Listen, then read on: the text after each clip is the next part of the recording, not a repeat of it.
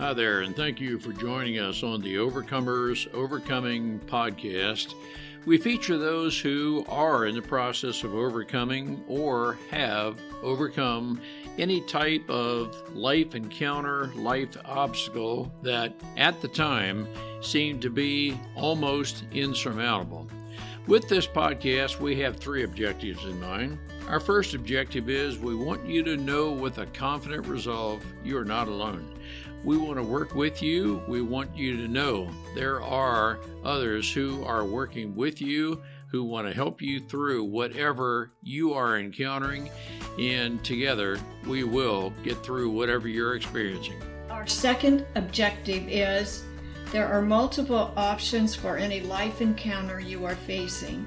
We want to help you develop a resolve that there are various options and solutions to any life dilemma. Our third objective is to help you with critical thinking skills.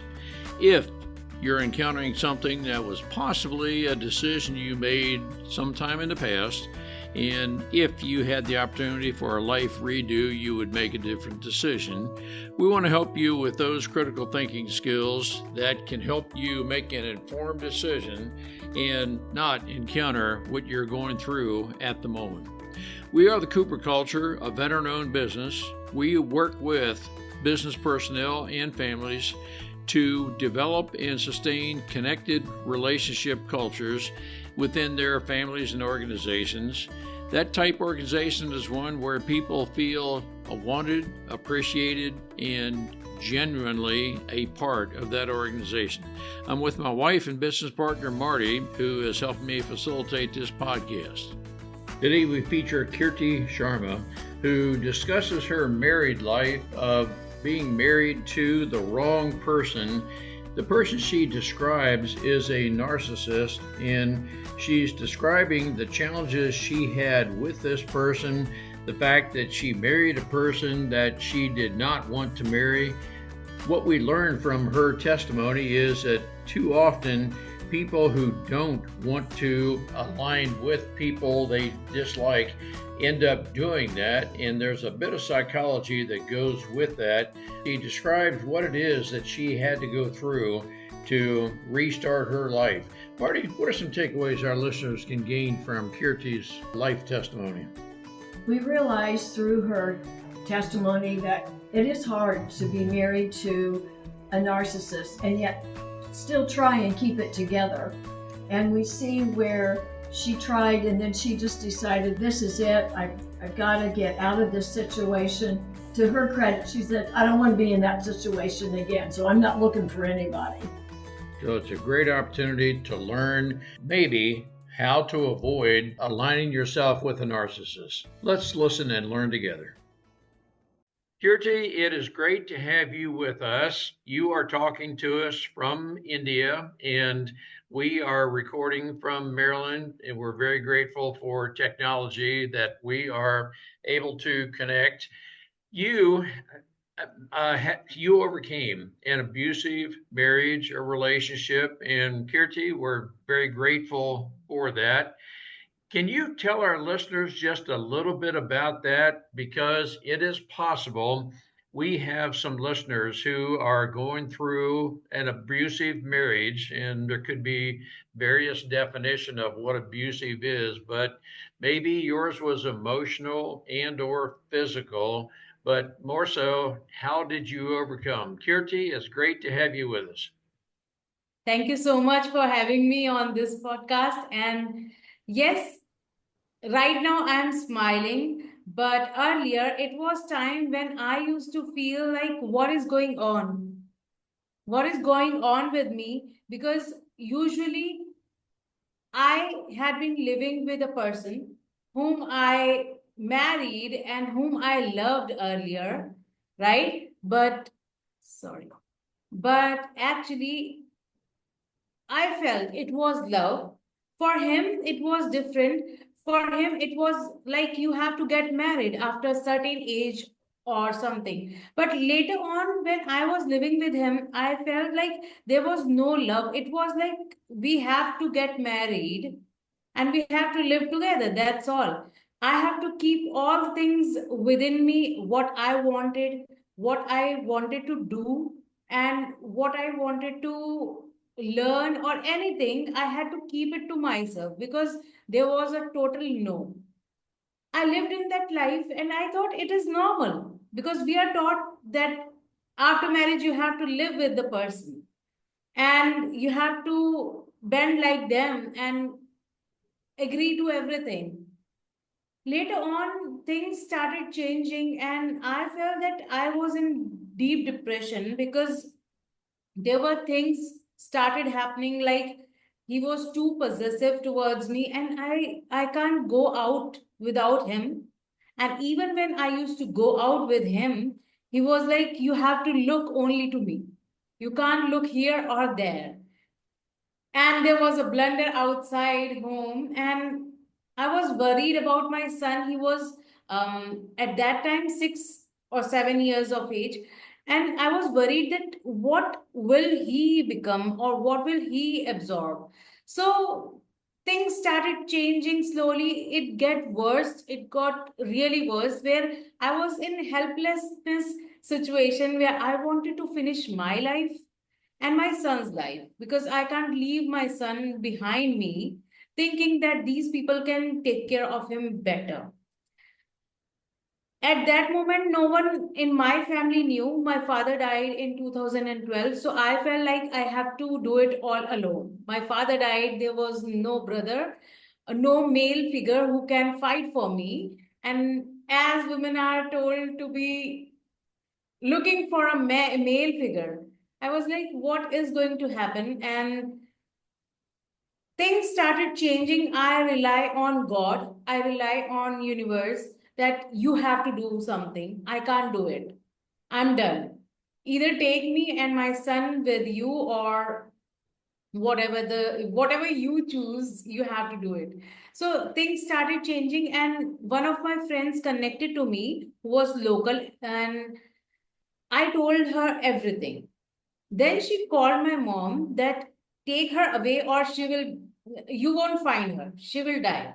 She is in such a critical situation. So my mother took me and my son out thinking that after few days or few weeks, it will be all okay. It didn't happen. Nothing was okay because that man said he tried to throttle my neck in front of our son, and he said, it was gone. It happened. I'm sorry. It is gone. But his attitude didn't change. He didn't accept it that he did something wrong. So things were like that. And before that, it was mentally abusive, physically abusive, and verbally abusive as well. Because I had to do everything he wanted. Otherwise, he will beat me. And of course, he tried to throttle me in front of my son only once, but yes, he hit me many times. So it was like universe took me out through my mother out of that situation, and that is how I came out of it. And I hooked myself to universe, to God, that only you can help me out, and you will send someone. Being a Reiki healer already since 2004 and 6, um, I had been healing myself. So this is how I came out of it and started working on myself, healing only myself. You seem to be describing what is known sometimes as a narcissist. You were married, you seem to be saying you were Yeah. married to a narcissist, a person who wants to manipulate you, a person who wants to totally control you. Is that the kind of person to whom you were married? Yes. Actually, until I got into psychology, I came to know these terms that he was a narcissist. Yes, he was just like that. And on much deeper level, he is going onto the wrong path because I tried to convince him to go to a psychologist and work as a couple on our marriage. But he used to say there's nothing wrong. So yes, he was just like that, being grandeur and everything too. Is it part of the Indian culture that your mom and dad approved or otherwise arranged your marriage to this person? Actually, it was a love marriage, so I was the one who did it. I can't, I can't blame anyone. And it was like I was a girl who never had been into relationships out of my family and cousins and friends. So after a few times or few months, I felt that this is love. This could be the love, and I convinced my parents. I am not a psychologist at all, but I have spoken with some people who say that I didn't even want a person like this, but yet you ended up attracting those kind of people and you became what you did not want to be. Am I making any sense at all? Yes, it happens. And it was true for me. After 1 month or 2 months of marriage, I realized that I made the biggest mistake. And something in me was wanting that. So I attracted that. I believe in this.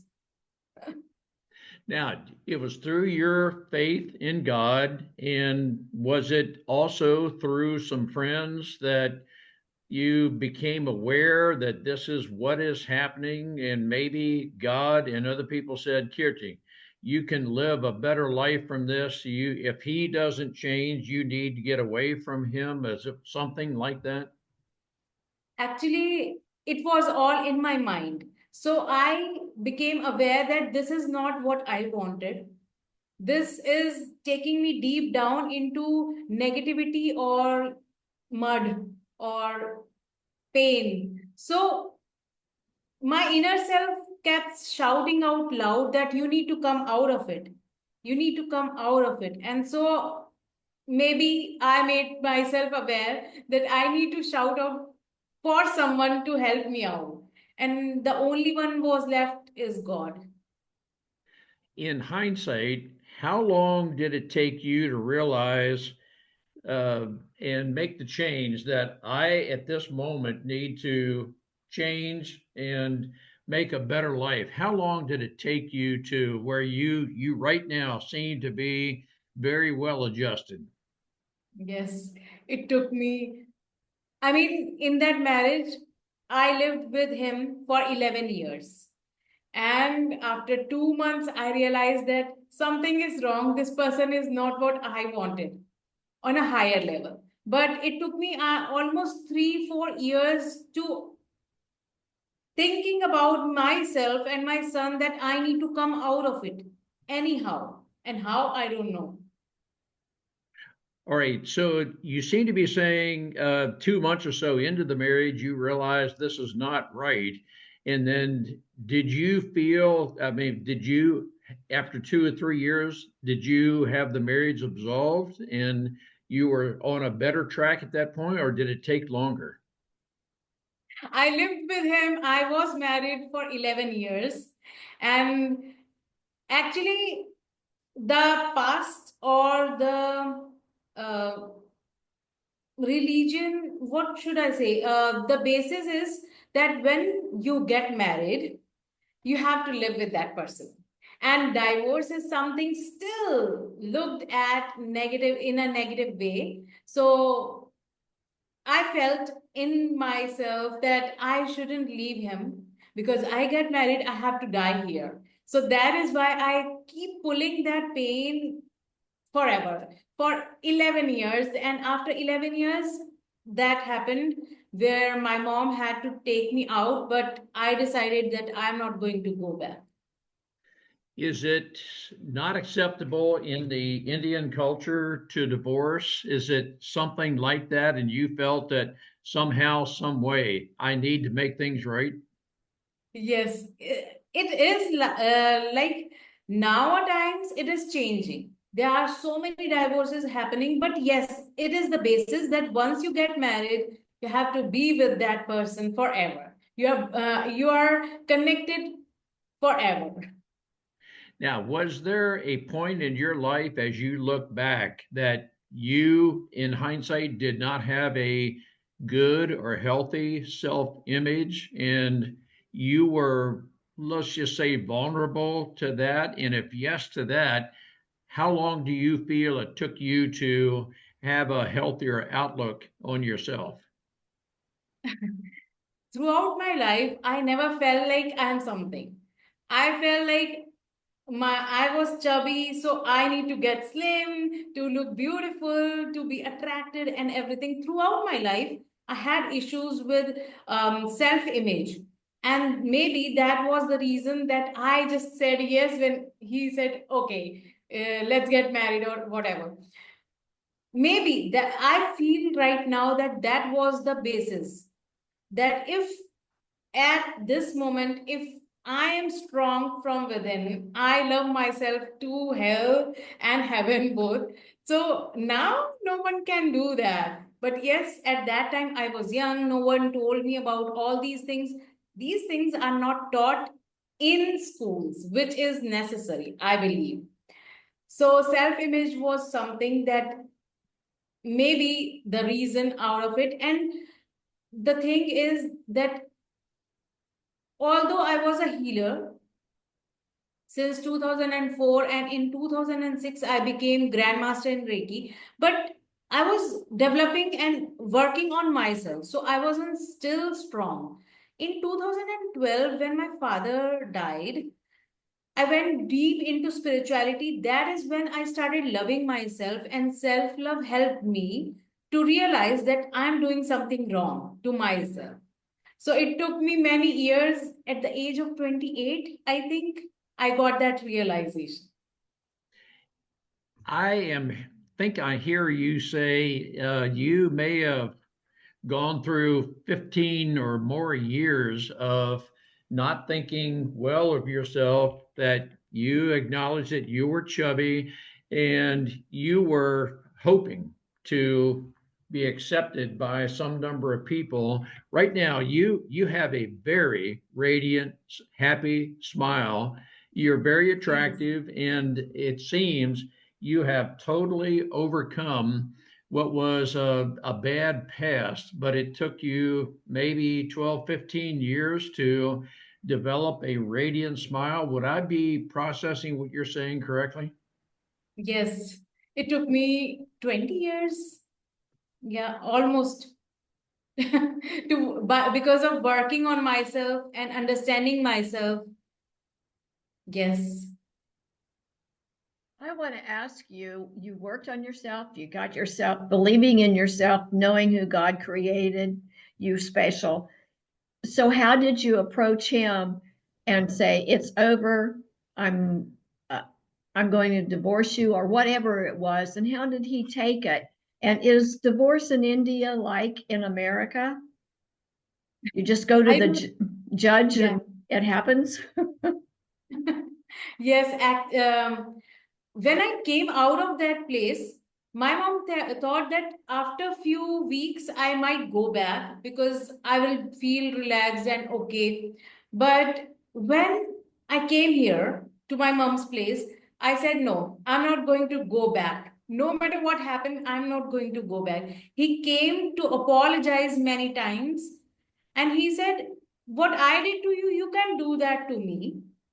But that isn't fair. You need to understand what you did wrong, where you were wrong. He didn't understand that. And till now, it's been 7 or 8 years since I came here. After few, I tried to get the divorce mutually so that we don't have to fight and everything, and we don't have to drag my son into that thing because sometimes children have to go to courts as well. But yes, after few years, 3 or 4 years, his uncle asked me, what do you want? I said, I don't want to be with him. I don't want to be have his last name with my name. So I need to get out of his way and I want him to go out of my life. So that is how he took us to an advocate and we worked out into a mutual divorce. I want to ask you to pretend you're speaking with a person who's listening to this podcast right now, and this person may be saying something to the effect, Kirti, you're describing my relationship with my husband or wife. This person is trying to control me. I just don't feel good about myself. But how do you recommend that person confront the other person? It's almost, and here I'm going to use my own terms and ask you if this is correct. Let's take a life time out. We need to discuss our marriage, our relationship, and so forth. How, for the person who is in a relationship like this, how would you recommend they even get started to make things right? I would say that first assess where things are going bad. Sometimes at this moment, after working only on myself, I realized that I was wrong as well. He was wrong. So both people are wrong and are right for their own self. So assess where you are wrong and where that person is wrong. Try to talk to them, talk to your partner or spouse about what is not correct in this marriage. And when you feel that the person is not ready to work on themselves or this marriage, because both have to work on that marriage. If they don't want to work on that, go ask them and suggest them to go to a counselor, marriage counselor, if that can help. Sometimes it doesn't help. Usually I have a few people and I ask them to go to a marriage counselor and things happen to change for them. And finally they are with each other. So I'm happy about them. I suggest go to a counselor who understands, who has experience, and try to get back together. If you can't, then you have to decide it. You have to tell them that we can't work together, and it is something, marriage is something that is sacred, according to me, that needs to work together. You can't do it, I'm doing it, you can relax. It's not like that. So you have to work together, and if it doesn't happen, move out of it. Have you remarried, or do you consider yourself done with marriage? It's a tricky question for me because a few years ago, I went into another relationship. It was distant relationship. So I was like, what am I doing? I'm making the same mistake. What is happening? Even though I am far better than earlier, still I'm making that mistake. But universe has its own way to take you out when you're doing wrong. So it ended and I cried, of course. Why in my life I have to live alone? I used to look at my son and I used to cry that why at that young age he has to live without father. But things happen, and I connected to God, Shiv, and Shakti more. I started connecting and balancing my inner masculine and feminine, and now I feel like I don't need anyone. I'm complete. I'm perfect. I can live all alone. I enjoy being alone. Did you have to live through other people looking down at you or this kind of a thing? I felt that it might happen when I came to my mother's place because we live in apartments, right? So many people, and we have been living right now 27 years in the same apartment buildings, right? So everyone knows us. But the biggest thing is, it was my inner fear. People around me helped me to come out of it because I was like, I have to stay inside. I did something wrong. I have to stay inside. But people took me out of it. Our neighbors and everyone helped me to find joy, and coming out of it was good. They understood it. So it is, I'm thankful to God that people around me are better than what I thought. I Otherwise, think people are like that. Yes. I think what you said is very, very important. that we depend on God. But then a part of that is God lead me to godly people who can be very friendly with and help me with this and not look down on me, but you need to find the right people. Am I processing the part of the life you went through, Kirti? Kind of, yes. Um, at this moment, I see all my hurdles like they were a lesson for me, and they helped me to outgrow of that timid little girl who was like, what is happening? I have to be like that. And being a mom, a single mom who is ready to fight anyone who try to do anything wrong. So yes, my it may be. So you described yourself as being a timid little girl. That's back several years ago. I'm guessing you do not impress me at all as being timid and shy right now. You seem to be a very vibrant person. Again, in hindsight, was this like a 20, 25-year process to get to this point?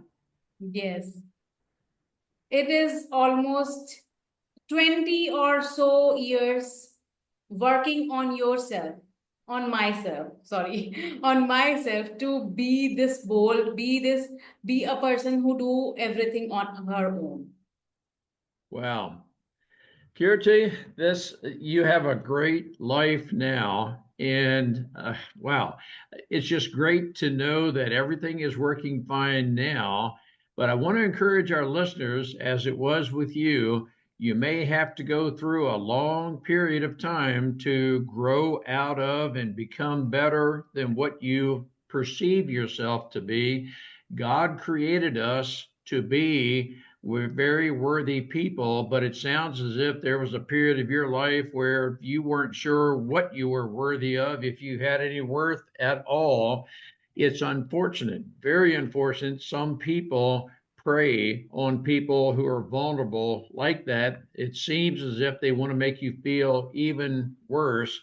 Kirti, on behalf of our listeners, thank you for the very vibrant life you are now leading. Thank you for sharing, and you have helped other people who are going through something similar as you have been through. You have a great life, and thank you for sharing that with us. Thank you so much, everyone. Thank you so much, both of you, for inviting me to this. Thank you for being here. Thank you. We appreciate having the opportunity to share our and our guests' life experiences with you. The Cooper Culture advances organizations to achieve and sustain high retention rates, connected communication, and trust through personality insights and principled leadership. You can contact us at our website, thecooperculture.com, and you can contact us directly at ron@thecooperculture.com or Marty, Marty, at thecooperculture.com.